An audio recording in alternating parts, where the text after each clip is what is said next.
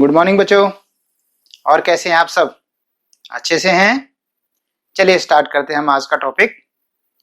हमारा टॉपिक चल रहा है रिटायरमेंट और डेथ ऑफ ए पार्टनर। उसमें हम आज जो करने जा रहे हैं वो है adjustment of accommodated profits and reserves.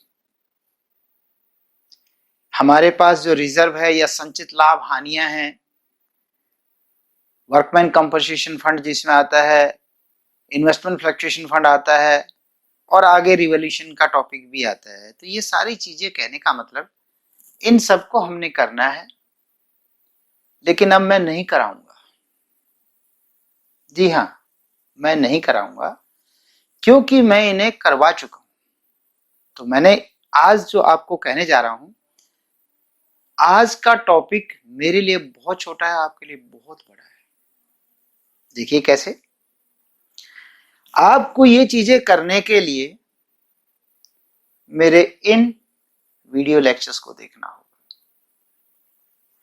ये आधार हैं। Please see chapter 3 part 2 to 5 and 7 to 10।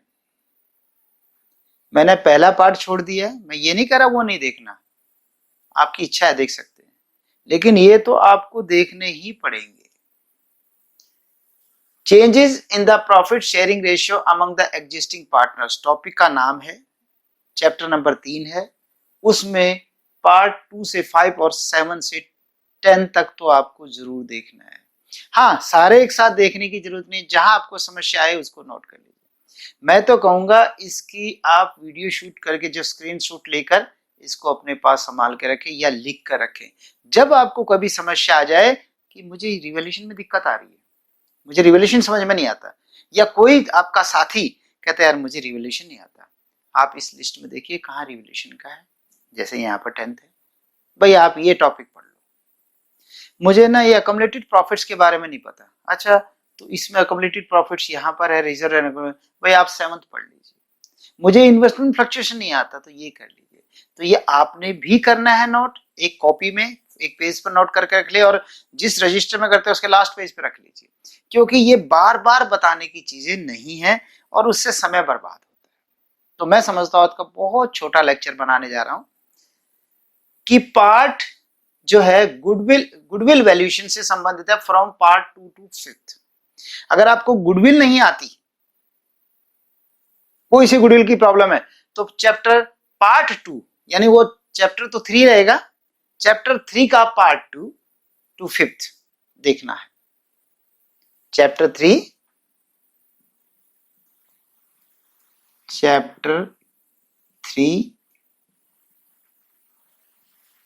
Part from part 2 to 5 देखना, जिसमें एवरेज प्रॉफिट मेथड को सेकंड में क्लियर किया गया है पार्ट 2 में, वेटेड एवरेज प्रॉफिट मेथड को थर्ड में क्लियर करा है, सुपर प्रॉफिट मेथड को फोर्थ में क्लियर किया हुआ है, कैपिटलाइजेशन मेथड को फिफ्थ में क्लियर है, जिसमें कैपिटलाइजेशन ऑफ एवरेज प्रॉफिट और capitalization of super profit method से किया गया है, उन दोनों को यहाँ एक्सप्लेन करा है। तो यहां तक गुडविल को समझा है। अब बताइए आप, गुडविल को जब मैं 4 लेक्चर ले रहा हूं पढ़ाने के लिए, तो मैं एक थोड़े से मैं कैसे समझा सकता हूँ? तो आपको हर बच्चे को जिसको जब कभी समस्या आए वो लेक्चर दोबारा देख लो। फिर 7th लेक्चर है, वैसे 6 जो है इन्हीं को थोड़ा सा एक्सरसाइज करने के लिए है, लेकिन वो आपकी इच्छा है देखें या ना देखें। 7th जो है रिजर्व एंड अकोमोडेटेड प्रॉफिट से संबंधित है। फिर 8th में इन्वेस्टमेंट फ्लक्चुएशन रिजर्व को क्लियर किया गया है कि इन्वेस्टमेंट फ्लक्चुएशन रिजर्व, और 9th में when reserves and accommodated profits और losses are not transfer to capital account. जब हम चाहते हैं कि इनको बांटना नहीं है, इनको कैपिटल में नहीं डालना, तब क्या करते हैं। और लास्ट ये 10th है, रीवैल्यूएशन अकाउंट कैसे बनता है, क्यों बनता है, किस स्थिति में बनता है। तो ये मैंने सब आपको पूरी डिटेल में समझाया हुआ है, ठीक है। तो आज का लेक्चर मेरा छोटा लेक्चर, आपके लिए बड़ा लेक्चर हुआ ना बड़ा। देखिए मैंने एक बार में कह दिया इतने आपको लेक्चर्स, इतने टॉपिक्स को पढ़ना है, ओके। और इसकी लिस्ट बनाकर रख लीजिए, बहुत इंपॉर्टेंट लेक्चर है। चलिए अब थोड़ा सा बता देता हूं, adjustment of profit and losses. जब 3 पार्टनर हैं, उनके बीच में कोई रेशियो है, एक पार्टनर जा रहा है, तो क्या होगा? क्या होगा? बात करते हैं अक्युमुलेटेड प्रॉफिट्स की। ये एकोमुलेटेड प्रॉफिट आज तक जो इकट्ठे किए वो किसने किए? ए और बी ने किए। सॉरी, अगर मैं इसमें सी को रिटायर करता, ए और बी ने किए या तीनों ने किए? अब तक जो लाभ इकट्ठे हैं तीनों ने किए, है कि नहीं? तो अगर इनमें से कोई भी जाता है, चाहे सी जाओ चाहे बी जाओ चाहे जाओ, उसका हक बनता है कि नहीं? इसमें बनता है ना, तो बांट दो। कौन से बैलेंस होते हैं इनके? क्रेडिट। तो इनको करो डेबिट। डेबिट कैसे करोगे? अगर आपका जनरल रिजर्व है, अगर आपका रिजर्व फंड है,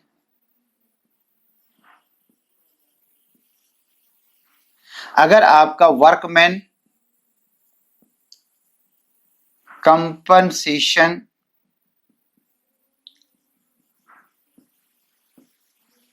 फंड है, या रिजर्व लगा लो, कंपनसेशन रिजर्व है,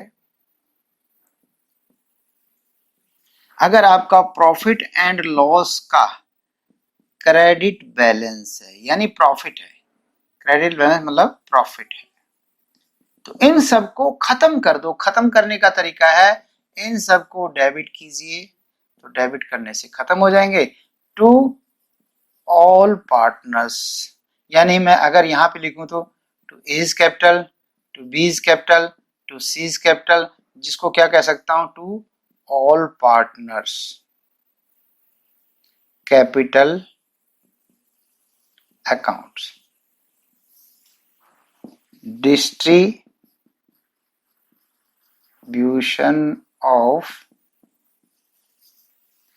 distribution of accumulated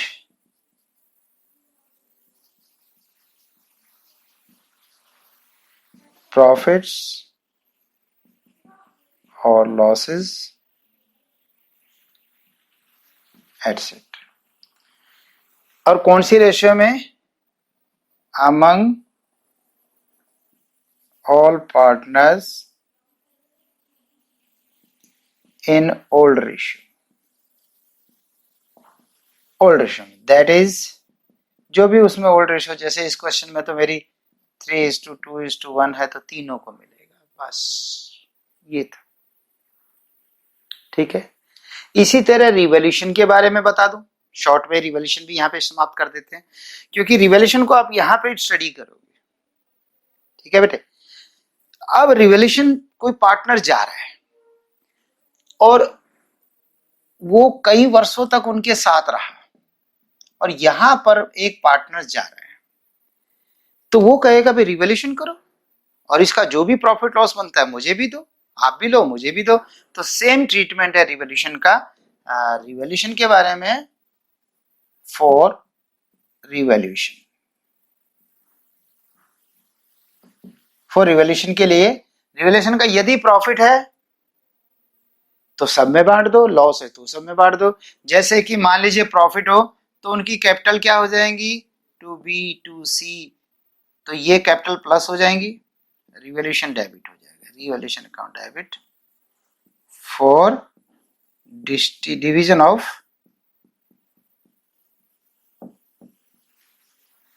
revolution profit. और अगर बाय द वे लॉस हो जाए इन ओल्ड रेशियो, और बाय द वे लॉस हो जाए, तो आप ए बी सी यानी ऑल पार्टनर्स कैपिटल अकाउंट करोगे डेबिट, ताकि कैपिटल कम हो जाए, और टू किस में कर देंगे बेटा? रिवैल्यूएशन अकाउंट को क्रेडिट कर देंगे, और ये division of revaluation account loss in old ratio, बस खत्म। अब रिवैल्यूएशन कैसे करते हैं, स्टॉक बढ़ाना है कैसे करते हैं, वो कैसे करते हैं, वो आप पहले कर चुके हैं, मैंने एडमिशन में भी करवाया था, उससे पहले चेंजिंग इन प्रॉफिट में भी किया था। अब मुझे नहीं लगता यहाँ पे करवाना चाहिए। ओके बेटे, मेरे हिसाब से इस टॉपिक को यहीं रोक देना चाहिए। मैंने थोड़ा कर दिया, छोटा बना दिया, लेकिन आपके लिए छोटा नहीं है। जब तक ये तैयार ना हो जाए कोई फायदा नहीं। और इस लिस्ट को बना के रखें। बाय बाय, फिर मिलते हैं।